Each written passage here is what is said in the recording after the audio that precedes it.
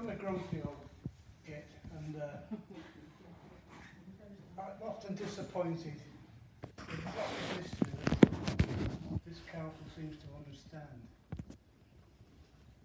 Do any of you remember the African days when our address was Portishead, Bristol, Avon?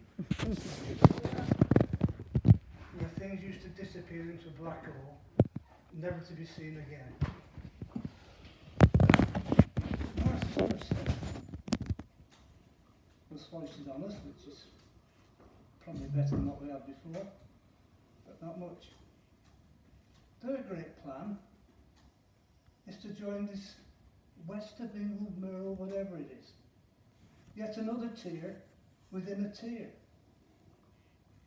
So if we go to this West of England, whatever it is, will I have to pay money towards it? Why do they want to dilute their powers and give them to some did we elect him? I don't think I did. I have a vote on that? I don't think I did. I had a vote for the policeman, but I didn't have a vote for that, I don't think. Anyway, when I read my favourite paper, the North Somerset Times, that seems to be their thinking. One thing about this council that worries me, that every time something happens they don't like, they'll say, that is North Somerset. But what are the letters that you've written to North Somerset to oppose what they're doing? An example of this is the gates, the famous gates, thrown up on the esplanade for some unknown reason that they're up, costing £5,000 each, I think. Where's your letters to say you didn't agree with that? You tell us you didn't. But what are the letters that say you didn't agree with what North Somerset were doing?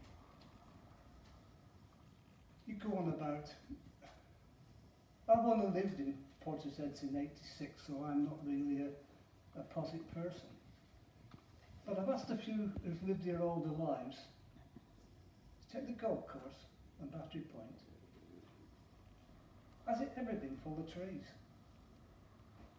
Of which there was no confirmation from the people who were born and bred here.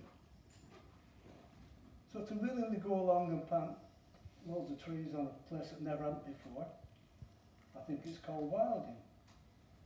I don't mind wilding in sensible places, but not readdressing the face of Portishead, changing it. For some reason that's, because I'm an old duffer, I find it difficult to understand. I have to admit I'm not an eco-warrior because I don't really understand what it's about. All I do know about eco-warriors, they never mention the elephant in the room, that there are 70 million people in this country which really could only keep 30 million in cottage type industries. So how do we get rid of the rest of the people? I don't know. Anyway, that's my say on the residents' meeting. Needless to say, this is horrendous. You know, I want to see the people of Portishead in here, not silly old duffers like me speaking, but encourage young people to come to these meetings. What do they want? What are their hopes and aspirations? And having a meeting like this with people I can't see because I've got my glasses on, or somewhere in, well, wherever they are, they're somewhere in the sky or in whatever they're in, they're not here.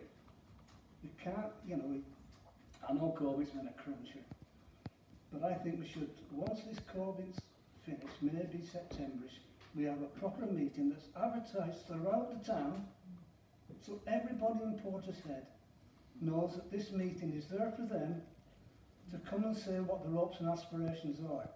No, this is, I know the chairman suggested there be another meeting, but I hope that's not an empty promise. I hope that actually happens somewhere maybe September, like I've said.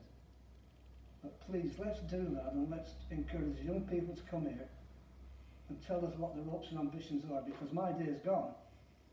It's for the youngsters to come here and tell the council what they're hoping for. Thank you very much.